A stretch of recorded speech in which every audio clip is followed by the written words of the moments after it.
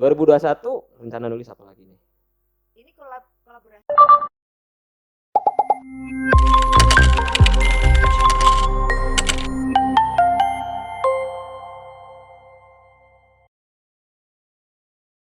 Selamat datang di podcast Bawaslu Jatim. Bu Nafi. Iya. Bawaslu Jombang. Iya, betul sekali. Sehat. Alhamdulillah, Iya. sangat sehat sekali. Saya sering baca. Berapa kali sih nggak sering juga. Baca tulisannya Bu Nafi. Keren-keren tulisannya Bu Nafi. Ada buku baru nggak? Tahun 2021 nih. Aduh, 2021 ini baru berapa hari nih. Oh, tapi di 2020 saya sempat juga bikin beberapa tulisan yang memang itu tak launchingkan untuk pilkada. Nggak taunya ada perubahan karena COVID-19. Iya, pandemi bos. Pandemi. Itu pada proses itu, pada saat itu proses. Mau launching ya? Iya, launching. Akhirnya ya karena sudah bikin, tapi dengan dengan regulasi lama, itu kan dipakai juga kan. Iya. Cuman karena COVID ada regulasi baru. Regulasi gitu aja. Iya, peraturannya juga berkenaan dengan protokol kesehatan. Betul sekali. Dulu nggak ada ya Bu ya. Sebelum pilkada 2020 mungkin aturan-aturan tentang protokol kesehatan. Iya. Normal aja deh. Berarti selama tahun 2020 pandemi ada buku nih. Iya kan? Ada tentang pilkada, tapi ya itu kami skip aja. Karena peraturannya regulasinya baru. Mestinya nggak ada pandemi jadi launching. Aduh, seneng sih saya baca tulisannya Ibu dan kayak ilmiah banget gitu. Sering nulis ya Ibu ya? Enggak juga. Ya enggak juga. Karena menurut saya itu menulis itu pekerjaan berat. Karena masa berat Bu? Menurut saya sih berat. Ya berat karena harus beberapa kali kita baca referensi. Iya. Kalau buku-buku saya yang pemilu dulu itu memang kumpulan-kumpulan dari tulisan. PPT yang sering disampaikan oleh pimpinan, gitu ya, daripada saya harus menumpuk di HP tidak terpakai, kepake, saya kumpulkan, terus kemudian saya kompilasikan gitu aja. Jadi tulisan. Kumpulan tulisan. Sudah berapa buku nih Bu Nafis nih? Semuanya nih. 11 sampai 12. Oh. Bisa nih dicek itu di Bawaslu Jombang ada itu. Wah, harus dicek nih. Atau di Google Books-nya sama lagi searching gitu, Google Books Bawaslu Jombang gitu sudah muncul. Silakan. 11 buku bos, dan meskipun pekerjaan berat tapi lakoni dan akhirnya bukan berat. Apa sih? Itu kan ringan, menurut saya buku ringan kan, buku namanya ringan. Buku saku. Jadi tipis gitu ya. Yang penting ngasih wawasan pada masyarakat. Seumpama itu kan ada buku pengawas desa. Buku saku pengawas desa. Jadi untuk membantu pengawas desa apa saja nih pekerjaan yang dilakukan saya, gitu. Iya. Tidak tanya-tanya terus.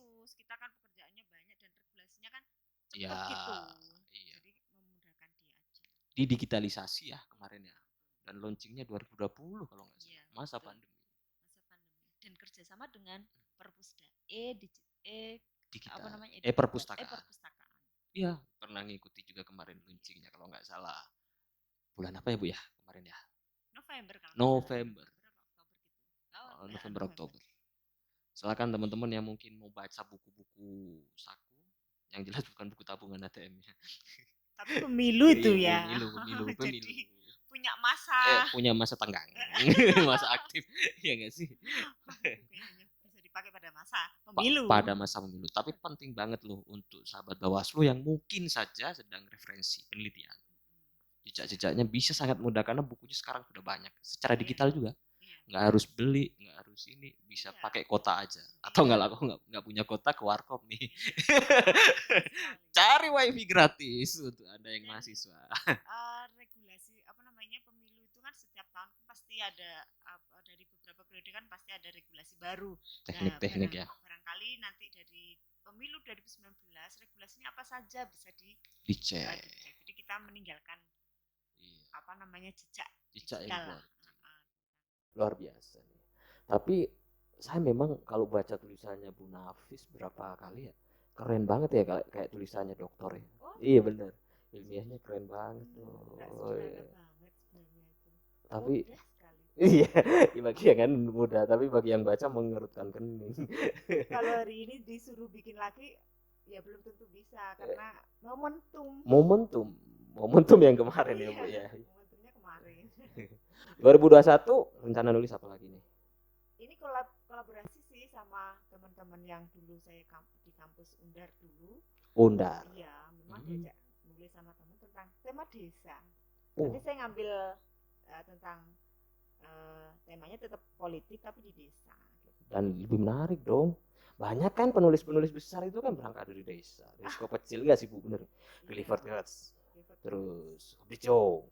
Iya, ya itu malah satu desa tuh. Ternyata neliti Madura hanya di satu desa namanya Parenduan. Kita baru tahu juga setelah baca. Iya gak sih, bener gak sih? Ngomongin tentang perempuan nih Bu, Maret dikenal sebagai Hari Perempuan.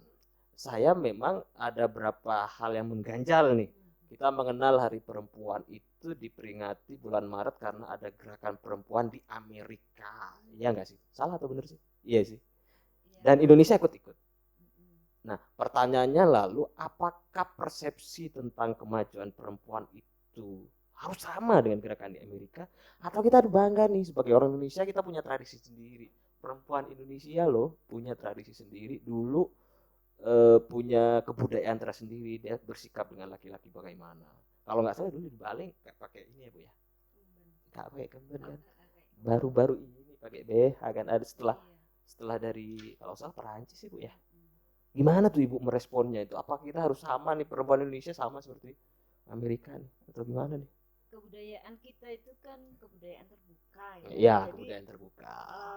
Kalau hari ini kita memang berpakaian itu banyak terinspirasi dari negara-negara lain, termasuk kalau Muslim ya pun sekarang mungkin arahnya ke yang ada yang agak syar'iyah. Kalau dulu enggak, hanya sederhana, kalau tahu fotonya istrinya bahasanya hanya kerudung panjang, ininya kelihatan leher sama ini kelihatan, terus perutnya ini ditutupi sama udit, kalau bahasa saya udit ya, diginikan Ibu ya. Kalau orang-orang hanya ditutup itu aja. Nah, karena kebudayaan Indonesia itu terbuka, jadi apa-apa yang ada di luar yang menurut orang Indonesia itu kadang-kadang kita agak ke western gitu ya. Iya, ikut ke barat-baratan. Jadi tapi tidak untuk demokrasi. Iya, untuk demokrasi kan ke barat juga. Amerika menjadi tontonan banyak negara. Iya. Sentralnya demokrasi ideal gitu maksudnya. Iya, rusuh ya. Iya. Mau pelantikan itu juga akhirnya Indonesia akan menjadi sangat menarik. Iya, benar. Bagi pengamat politik kan. Kalau Indonesia sudah ada mekanisme MK gitu ya, ketika kita tidak sepakat dengan hasil. Di Amerika belum ada ya. Di Amerika regulasi aja belum. Regulasi. Iya betul kan. Rusuh mengakibatkan berapa kerusuhan dan ya. Akhirnya banyak negara juga tidak begitu respect. Oh alah Amerika cuma hanya begini gitu. Iya bener. Iya kan. Malah kemarin saya baca tweetnya Ayatullah Khomeini. Itu dia malah nge-tweet tentang itu. Lihat tuh nilai-nilai yang demokrasi yang disampaikan oleh Ayatullah. Akhirnya akan runtuh itu teori-teori yang mereka bangun. Ya kan untuk bahasa saya hegemoni ya. Bukan hegemoni ya, apa ya? Teori-teori yang menjadi kiblatnya. Iya, kiblatnya. Ilmuwan itu tentang demokrasi itu sudah mulai akan ada pergeseran. Bisa jadi Indonesia dong jadi kiblat, ada MK kita. Nah, ini menunggu aja ilmuwan-ilmuwan Indonesia untuk membuat teori baru tentang demokrasi. Iya sih, bisa jadi ada Bawaslu-nya juga. Indonesia kan negara yang mungkin saja berbeda ya dengan negara-negara yang ada Bawaslu. Tidak semua negara punya Bawaslu kan? Iya betul, lembaga itu memang dibentuk sesuai dengan kebutuhan. Iya, kalau Indonesia butuh Bawaslu karena beberapa pemilu kemarin ada masalah ini kita mengadunya kemana? Kita buatlah lembaga itu dibuat karena memang dibutuhkan. Iya. Kekerasan itu terjadi karena tidak ada saluran toh Bu, ya benar ya? Betul. Kalau dia ada saluran, dia bisa merembukkan itu dengan kepala dingin sesuai dengan hukum. Nggak mungkin ada kerasan, bener nggak sih? Betul. Aku nggak jilat kan? Dulu sebelum ada Bawaslu reformasi kita sering dengar cerita banyak kantor partai dibakar.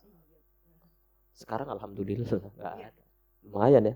barangkali hanya di demo aja kan Bawaslu. Demo gitu. Biasalah demo. Demokrasi kan ya harus ada demo. Di demo karena tidak sepakat karena Bawaslu tidak menindaklanjuti atau apa gitu. Dipaksa kan? Untuk menindaklanjuti. Tapi kan regulasi kita berbangun dari regulasi. Karena ini ada regulasi gitu. Kita kan kerjanya dengan regulasi. Iya, kembali kepada persoalan perempuan yang tadi. Kok saya kerucut-kerucut. Gimana tuh? Apakah kiblat kita kayak gerakan perempuan itu harus seperti barat atau gimana persepsi kesetaraan bagi orang Indonesia sih menurut Bu Nafis nih? Persepsinya Bu Nafis. Perempuan Indonesia ini memang kita mau tidak mau ada gerakan-gerakan perempuan itu memang dari barat. Iya. Itu diawali dari barat. Jadi ada semacam gerakan-gerakan feminisme yang mengajak menyadarkan perempuan kalau perempuan itu bisa setara dengan laki-laki walaupun di bidang apapun. Terus kemudian di perkembangannya kan ada gerakan perempuan banyak sekali ya. Iya, banyak sekali sih. Banyak sekali sehingga dari sisi Islam pun dikaji juga apakah kodrat kita itu menyalahi atau tidak. Saya sering ikut tidak begitu sering juga, tergantung tema ya, diskusi dengan kelompok perempuan yang salah satunya membahas tentang posisi perempuan dalam Islam.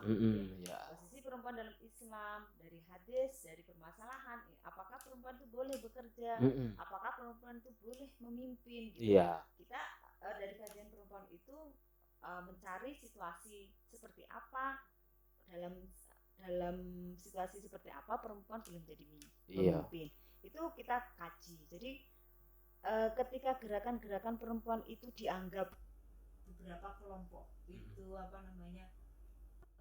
menyalahi aturan gitu.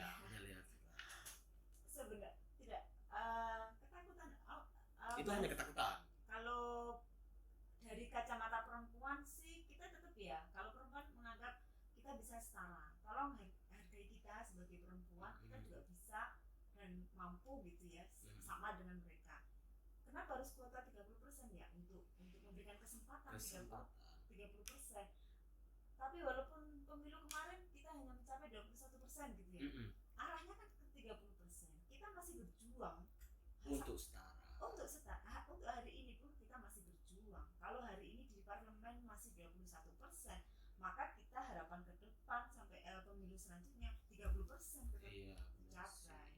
Berjuang dong perempuan. Tapi dalam perjuangan ini kan pasti ada lawan. Iya. Jangan sampai masa laki-laki jadi lawan. Atau gimana? Bukan. Apa? Siapa lawannya nih? Lawan kita adalah konstruksi laki-laki terhadap perempuan.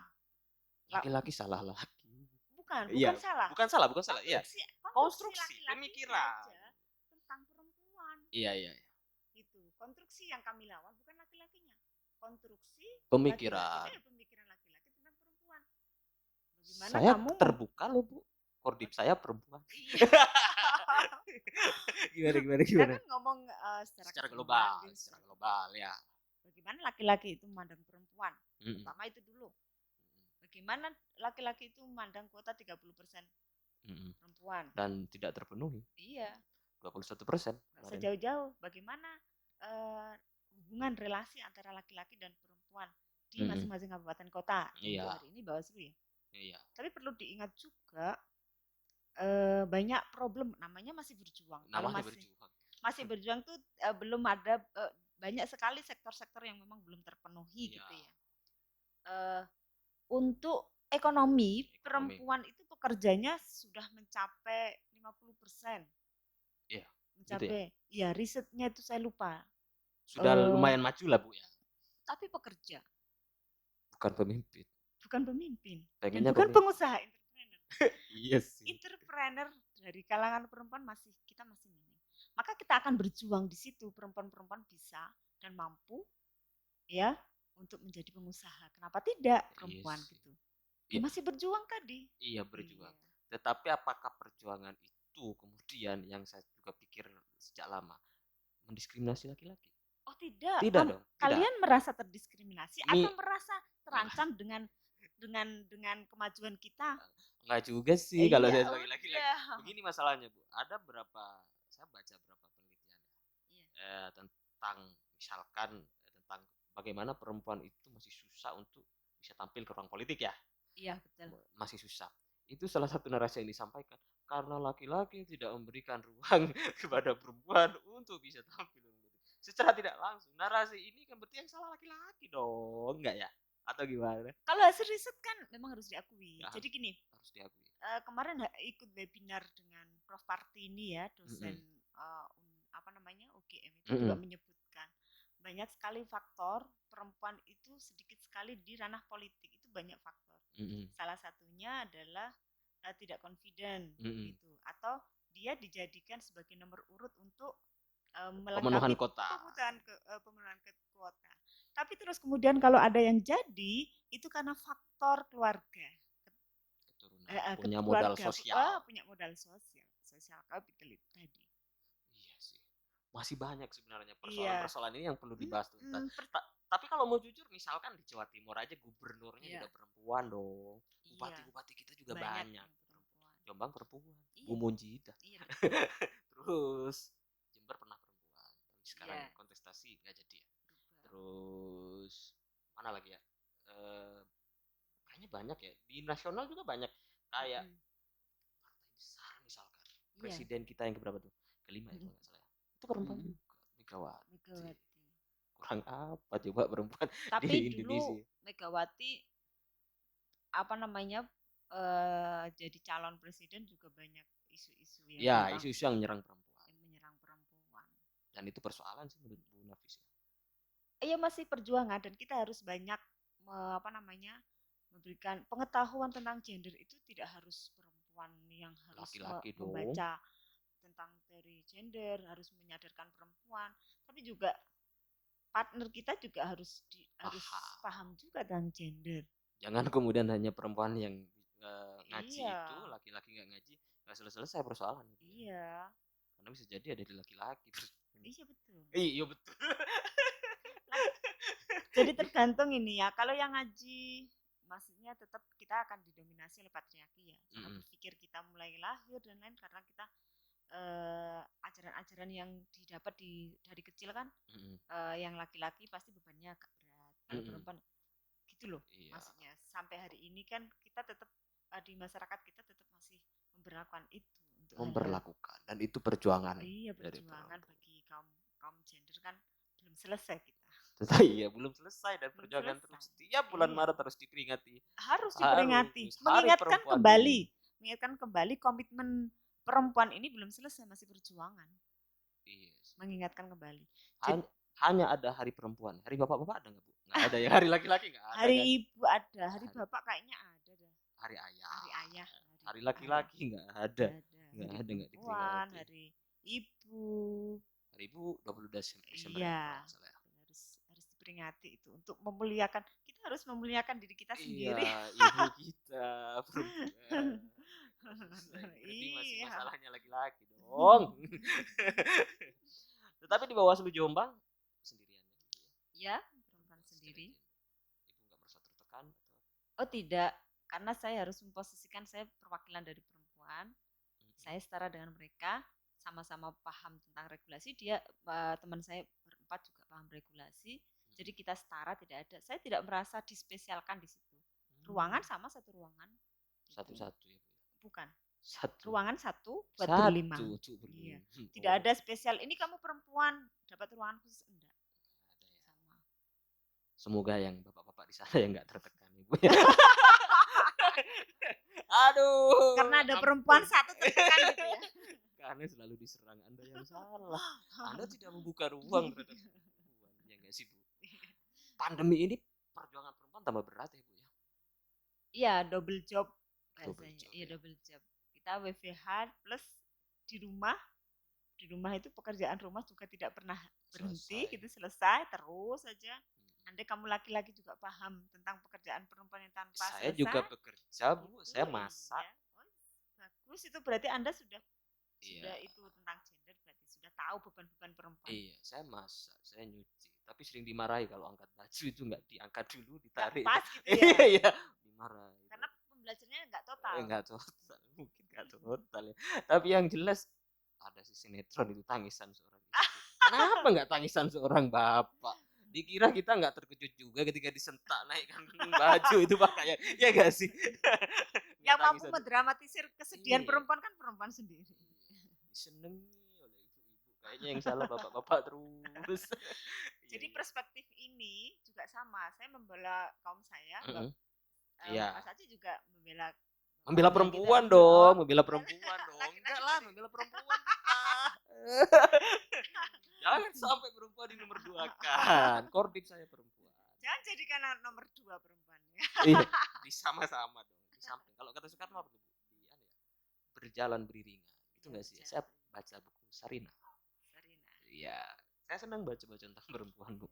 Karena kalau nggak baca, saya nggak mungkin diskusi dengan Bu Nafisa. Nih, ke depan mau ngapain nih, Bu? Habis nulis buku. Neliti tentang perempuan juga, Bu Nafisa? Untuk project 2021 belum ada yang ngajak kolaps ya tentang nulis tentang perempuan. Sementara fokus ke itu tadi desa. Apa namanya? Studi desa. Kaya sekali ya, Bu ya. Memang saya fokus setelah dibagi-bagi itu kan saya kedapatan tentang inovasi desa dan politik yang ada di desa. Seru sekali politik desa sama inovasinya, Ibu ya. Iya. Pasti akan sangat seru. Ada itu loh, ada ADD. Jadi dana desa itu mau dibuat apa sih masyarakat itu? Duh, kalau terungkap luar biasa tuh, Ibu tuh. Ya, sekarang kan desa jadi perhatian nasional juga ya. Iya, sekarang dituntut desa itu berinovasi, mengembangkan perekonomian masyarakat lewat desa. Makanya kan dana itu kan di apa namanya, salah satunya banyak di desa itu. Desa bisa mandiri. Iya. Bisa mandiri dan kalau bisa ngelola juga bisa ini. Tapi kan juga ada pendamping desa ya. Tapi ya gimana, dinamika di setiap daerah pasti berbeda dan penelitiannya pasti mengasihkan. Ya. Kalau tentang refleksi tentang Hari Perempuan apa nih, Bu? Yang untuk tahun 2021 nih, Bu Nafisa. Tetap pasti nanti ada banyak diskusi ya tentang perempuan. Ya kita mengingatkan kembali pada perempuan-perempuan kalau perjuangan kita belum selesai. Mari kita bergandeng tangan bersama untuk memperjuangkan hak-hak perempuan terutama apa namanya dalam perjuangan kita. Maka harus ada yang di entrepreneur gitu ya. Kita harus juga membantu. Kalau kita berada di entrepreneur pasti kita akan memperjuangkan hak perempuan. Misal kayak cuti haid, cuti hamil, bapak nggak mungkin haid dan lain-lain. Bapak-bapak juga nanti dikasih cuti karena itu kebutuhan perempuan melahirkan kan, didampingi oleh suami minimal 3 hari. Terus kemudian itu kebutuhan perempuan juga didampingi oleh sosok suami. Terus kemudian akan kalau ada pengusaha dari perempuan itu kan dia juga akan memperlihatkan mengutamakan perempuan untuk tenaga kerjanya. Sama juga untuk di dunia politik bagaimana? Ya kita tuntut kita bersama-sama berjuang di ranah politik karena yang regulasinya ada di sana. Kalau tidak ada perwakilan perempuan ya sama aja. Ya kan siapa yang memperjuangkan kita kalau tidak kita sendiri? Tapi banyak juga laki-laki yang peduli terhadap perempuan. Saya sangat bersyukur berarti kesadaran dia tentang hak-hak perempuan sudah mulai mendarah daging. Iyalah, termasuk saya ini peduli dong sama perempuan, ya enggak sih? Dan perjuangan-perjuangan itu ya belum selesai dan harus terus dilanjutkan. Dengan berbagai cara ya, Bu. Jangan hanya jadi pajangan, melengkapi aja struktur administrasi. Aduh, itu sedih sekali rasanya itu kata-kata melengkapi administrasi itu sangat sedih sekali. Jangan dipandang kita hanya sebagai pelengkap administrasi. Iya dong, harus dilawan itu dong dengan kualitas. Nah itu menjadi tanggung jawab pejuang perempuan. Iya, harus itu diperjuangkan bersama-sama untuk dan perlu laki-laki untuk sadar. Iya. Jangan hanya ada hak yang sama. Dan di Bawaslu sudah ke arah itu nggak, Bu? Alhamdulillah di Bawaslu ada 25 perwakilan perempuan. Dan ke depan dari 38 kabupaten kota. Iya. Dan ke depan kami harapkan satu kabupaten minimal 2 perempuan. Wow, anak yang laki-laki terancam dong. Tidaklah dari 5 kita minta 2 kursi aja loh untuk perempuan. dapat 3 dong. Iya, 5. Banyak juga. 3 cowok. Banyak juga 38 kali 2 berapa tuh? Iya, cowok 3 satu kabupaten, cewek 2. Biar kita diskusinya juga lebih setara dong. Lebih setara dan berkeadilan gender. Dan kalau ranah politik itu kan kayaknya tugas besar kita kan memang pendidikan politik. Iya. Pendidikan politik, money politik dan lain-lain. Jangan sampai itu pelakunya pertama ibu-ibu. Oh, tidak. Itu kan sudah menjadi beban kita juga. Bagaimana kita menyadarkan perempuan untuk menolak money politik gitu. Momentum pilkada Anda jangan nerima kerudung. Kerudung atau beras, sembako. Jangan dong. Ya, padahal dia memikirkan untuk satu keluarga untuk bisa menerima itu masalahnya. Tapi yang nerima pasti ibu-ibu. Ya bukan yang menerima ya, menjadi sasaran, target sasaran. Dan itu harus dilawan dong. Dan para politikus juga tahu siapa yang orang yang bisa mempengaruhi keluarga, ya ibu-ibunya aja yang ibu-ibu bersatu tidak bisa dikalahkan. Ya Bu. Pesan terakhir Bu untuk perempuan-perempuan di Indonesia nih. Untuk perempuan Indonesia, karena kita masih berjuang untuk memperjuangkan hak-hak kita, mari kita bersama-sama memperbaiki kualitas diri kita biar kita mampu bersaing di di dunia politik, di dunia usaha, di semua usaha, di semua bidang. Jadi kalau kualitas kita tidak baik, ya kita akan tertinggal. Iya. Maka tidak hanya ngomong perempuan, tapi kita juga ngomong perempuan yang berkualitas. Iya, harus berkualitas. Dan saya laki-laki yang termasuk mendukung kualitas perempuan. Harus dong. Sekali-kali agak lamis-lamis dikit. Makasih Bu atas waktunya. Terima kasih. Semoga sehat terus ya Bu ya. Terima kasih. Pandemi ini semoga banyak bukunya Bu Nafisah yang bisa kita akses. Tidak jadi. Tapi keren banget tulisannya Bu Nafisah ini. Harus baca teman-teman itu. Iya. Akhirnya di Bawaslu Jombang. Murah, Anda hanya butuh ke warkop cari wifi gratis. Itu aja mungkin teman-teman. Akhirnya dari saya. Assalamualaikum warahmatullahi wabarakatuh. Waalaikumsalam.